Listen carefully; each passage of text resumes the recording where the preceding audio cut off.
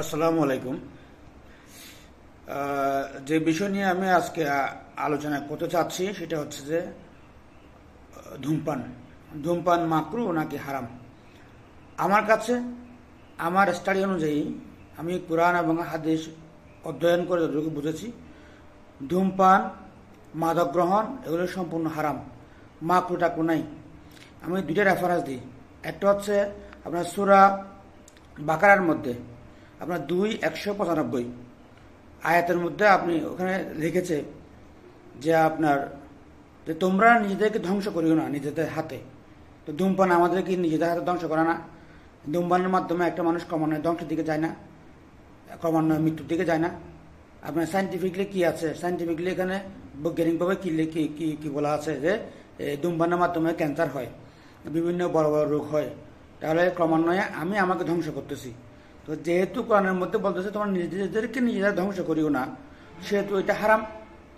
এরপর হচ্ছে আপনার 17-27 নম্বর আয়াতে, আপনার সূরা ইসরায়ে 17-27 নম্বর আয়াতে লিখে আছে যে অপচয়কারী শয়তানের ভাই।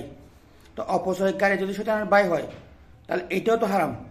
যেহেতু কোরআনে বলা হয়েছে যে অপচয় করো না, তো ধূমপানের মাধ্যমে আমরা অপচয় করি, তাহলে অপচয় করাও হারাম। এইভাবে আমরা বিভিন্ন কোরআনের রেফারেন্স দিয়ে যদি বলতে চাই যে ধূমপান করা এটা হারাম কিনা, অবশ্যই হারাম। এটা এটা এটা এটা বলার জন্য আমার মুফতি হওয়া দরকার নাই, আমার ডক্টর ডেকে নেওয়া দরকার নেই। হ্যাঁ, আমরা ফতোয়া দিয়ে নিজেরা খাওয়ার জন্য নিজেরা এটাকে মাকরু করে রাখছে।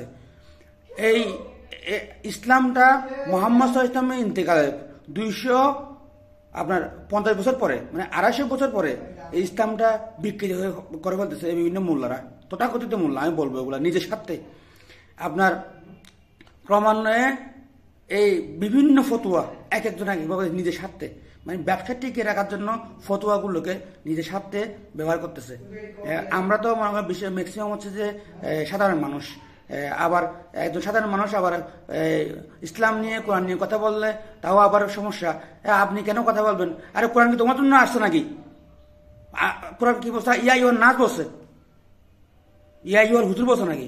ইয়া ইউল হুজুর এরকম বলছে, ইয়া ইউল মাওলানা এরকম বলছে। সবাইকে এই কোরআন থেকে স্টাডি করতে বলছে। তোমাদেরকে কি ইজারা দিচ্ছে নাকি এই কোরআন? সবাই স্টাডি করবে কোরআন। অযুক্তি কথা বলে মাকরু, কিসের মাকরু? হারাম। ফতোয়া আমি দিছি, ফতোয়া দাও তো আমার ডক্টর ডেকে নিতে হবে না, সার্টিফিকেট দিয়ে কোনো জ্ঞান অর্জন হয় না। কামিল ফার্স্ট, মাস্টার্স ফার্স্ট এগুলো হচ্ছে সার্টিফিকেট দাঁড়িয়ে সিলেবাসভুক্ত পড়াশোনা বিকৃত করে ফেলতেছে পুরো ইসলামটাকে। আর উন্মুক্ত ধূমপান করা এটা শুধু মেয়েদের জন্য কেন নাজায়েজ হবে? পুরুষদের জন্য নাজায়েজ, সবার জন্য নাজায়েজ।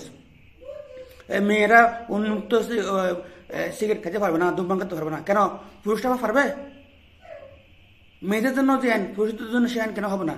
একটা মেয়েকে অ্যারেস্ট করে নিয়ে যাচ্ছেন, একটা পুরুষকে কেন অ্যারেস্ট করবেন না? গাড়িতে উন্মুক্তভাবে ধূমপান করে বসতে হয় না গাড়ির মধ্যে, এটা নিয়ে তো কেউ কথা বলেন না। যেটা নিষিদ্ধ এটা ছেলে এবং মেয়ে সহজ নিষিদ্ধ, এবং এটা আইন করে নিষিদ্ধ করতে হবে। যদি কোন মেয়েকে যদি অ্যারেস্ট করে নিয়ে যায়, একটা ছেলে অ্যারেস্ট করে নিয়ে যাইতে হবে, সোজা কথা। আর এভাবে যদি আমরা যদি শুধুমাত্র এই জিনিসটা মেয়েদের জন্য হারাম, পর্দা মেয়েদের জন্য শুধুমাত্র, পুরুষদের জন্য পর্দা আছে। মেন পর্দা হচ্ছে চোখের হেফাজত, মেন পর্দা। একটা মেয়ে ল্যাংটা হেঁটে গেলে আমার কি সমস্যা? আমি টাকা বানাবার শেষ হয়েছি তো। আর আমার যদি চোখ যদি খারাপ হয়, ও পর্দা করলে আমি পর্দার মধ্যে আমি খারাপ দৃষ্টি দিতে পারি। মেন আছে চোখের হেফাজত, আবার নিজেকে নিজে হেফাজত করতে হবে, অন্য কথা বলা লাভ নাই। এবং অন্য একটা মেয়ে যদি বেপরদা চলাফেরা করে, ওকে আমি আক্রমণ করতে পারবো না, এই অধিকার আমাকে দেওয়া হয় না, ইসলাম আমাকে দেয় নাই। আমি আক্রমণ করতে পারবো না, এটা তো জঙ্গিপনা। আমি দাওয়াত দিতে পারবো, পরামর্শ দিতে পারবো, কিন্তু কাউকে আক্রমণ করতে পারবো না। আর যদি অ্যারেস্ট করতে হয় উন্মুক্ত সিগারেট খাওয়ার জন্য, সবাইকে করতে হবে অ্যারেস্ট, ছেলে এবং মেয়ে সবাইকে করতে হবে। শুধু আমি যদি শুধু পুরুষকে করি, শুধু মেয়েকে করি, এটা সাংঘর্ষিক হয়ে যাচ্ছে। এই আইন কখনো টিকবে না।